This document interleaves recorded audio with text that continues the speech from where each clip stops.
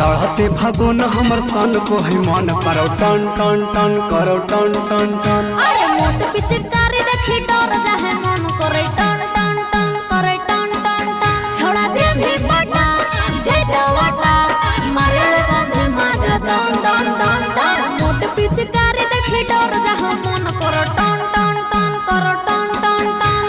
होलिया में चोलिया के रंग देबो बम छोड़े दन दन दन छोड़े दन दन दन। लजो ले पिचकारी के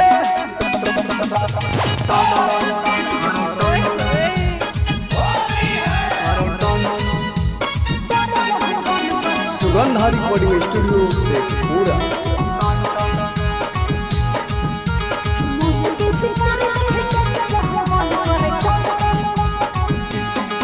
खाके मुर्गा के टंगड़ी उठा देबो घंगारे गच गच गच गच गच गच गच। अरे छोटे हो चीज नहीं करे वाला जबरे फच फच फच होता फच फच फच पिटाई मिले देबे के आ खाके मुर्गा के टंगड़ी उठा देबो घंगारे। अरे छोटे हो चीज नहीं करे वाला जबरे होली के दिन रंगा देबे मशीन केने केने डाल दे तू रंग रंग रंग रंग। चोख पिचकारी देखी डर जा मन करो टन टन टन करो टन टन टन। तोरा देखिए के बिल लग ठोक दियो किल छोड़े दन दन दन हमें दन दन दन।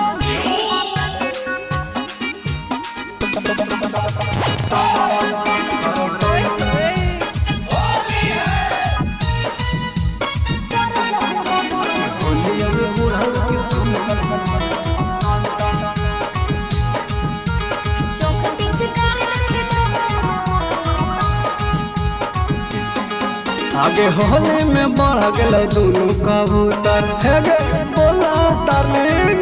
अरे एगो जाहे दक्षिण तो एगो जाहे उत्तर और बड़ी पागल कबूतर है रे।